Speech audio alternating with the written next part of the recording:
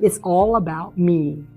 If you can convince a woman that everything is about her, then she has to buy a whole bunch of stuff to make herself so wonderful. If inside she knows who she is, she doesn't need all that stuff. Now there's the other side of it. I say we're all liberated.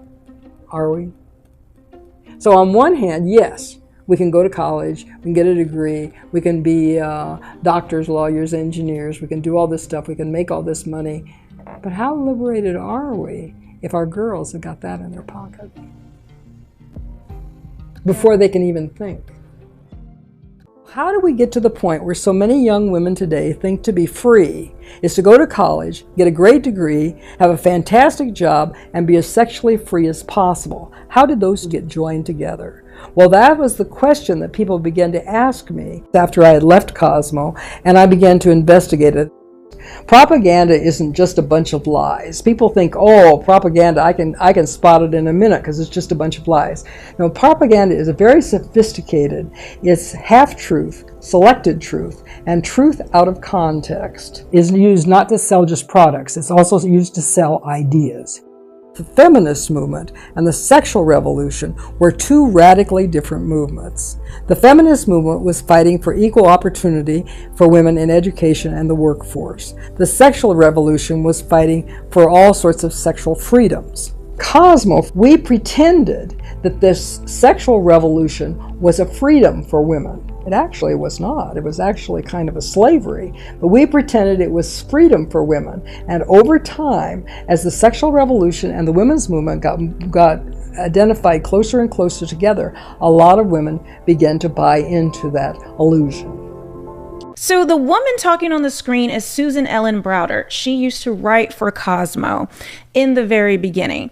So one of the things where the biggest problem that we have today out here, where, women are just running around, hot girl summer, riding the CC, I can do what I want, is my body, don't tell me anything. All of these things, they want to be free and liberal and live their best skeet and skirt life. And we're not here to interfere with that. If you want to live that street life, activity life, then you go ahead and do that. But before you say that it's impeding your rights and your independence, and this is what feminism is, that is a lie, sis. You know how everyone wants to live in their truth? Well, this is part of your truth. That was a lie. It wasn't feminism. Cosmo decided to tie the sexual liberation movement with feminism, with the feminism that was just trying to get some rights for women. And so what happened? This cultural kind of movement, along with this governmental, systematic movement that was going on, pop culture decided to combine it. And what do we have today, class? There's some hoes in this house. There's some hoes. I know I'm judging. Who hurt you, sis? Where's your husband? Where's your ring? Shall we continue? Yes. I was at a school of journalism. I was trained very well to be a good reporter, and then I immediately fell from grace and started writing lies for Cosmopolitan magazine. I was fascinated with Cosmo, and I was fascinated with glamour and sophistication, and I always said I didn't want to be a big fish in a small pond. I wanted to be a small fish in a big pond. And Cosmo to me was that big pond, and I was the little fish. Helen Gurley Brown was the editor of Cosmo. She's the one that took Cosmo and turned it from a general interest magazine into a sex rag. And it's a magazine to help this young woman realize dreams, hopes, ambitions, to help her find a man, keep a man, get him back if he's going, get a new one if he left.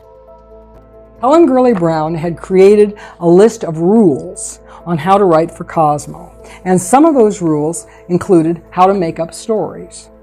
So here's one of them. Unless you are a recognized authority on a subject, profound statements must be attributed to somebody appropriate, even if the writer has to invent the authority. Here's another one. Try to locate some of the buildings, restaurants, nightclubs, parks, streets, as well as entire case histories in cities other than New York, even if you deliberately have to plant them elsewhere. Most writers live in New York. 92% of our readers do not. They had a book. They would go in and have a meeting of all the editors once a week, and they'd all bring in ideas, and then they'd put them in the book. The freelance writers would come in and choose the stories that they wanted to do. These did not come out of reality. These came out of the heads of the editors who said, oh, that would be an interesting story. And that's how you got assignments. So, what do we know?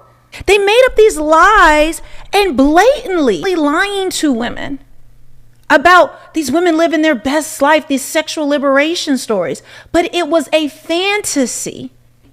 And they didn't care. They didn't care at all. They made it like they care about a woman, care about her sexual liberation because she's so oppressed. She can't just, run her numbers up. She can't get that 100+ body count that so many women are, proud of today. Right? So, because that's freedom. Being able to just, do what you want. Men are going to respect you at the end of that. They're going to want to wife you at the end of that. And see, at the time, it wasn't a big deal. It was just a small number of people, number of women.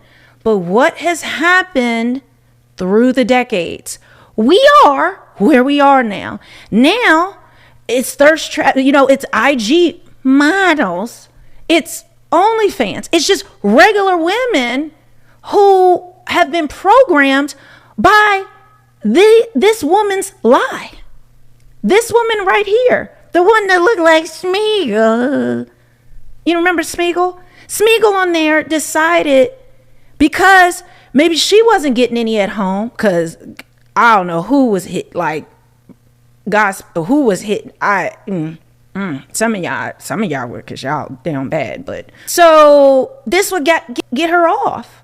This what gets her off. So I guess the rest of us. But see, this corrupt mind, this woman who was for the streets, this street Smeagol, decided to infect everybody else with her poison and lie to women. And that's why we are where we are. But let's continue, because I'm being too judgmental. Why all of this hijacking of the women's movement? Money. Why was Cosmo so successful? Because it attracted advertisers. Why did it attract advertisers? Because it worked. When a young woman, an insecure young woman, reads these magazines and thinks that she has to have perfume, cosmetics, hair products, beautiful clothes, singles travel, abortions, contraception, when she thinks she has to have all of these things, she's going to spend a lot of money. What these magazines are doing, and what now the internet and everywhere, turning a woman into a commodity. Guys, it's been a lie. All this, I do what I want and nobody can tell me anything. And all that we're into, hookup culture, when women talk about F-boys, if guys are saying you're for the streets, the dating dynamics where people are just scrolling through on the apps, you have Instagram, all of these things that have degraded our minds, have us accepting things that old Smeagol decided to pop off with, in combination with her two henchmen and these other people, and decided to vote for all women.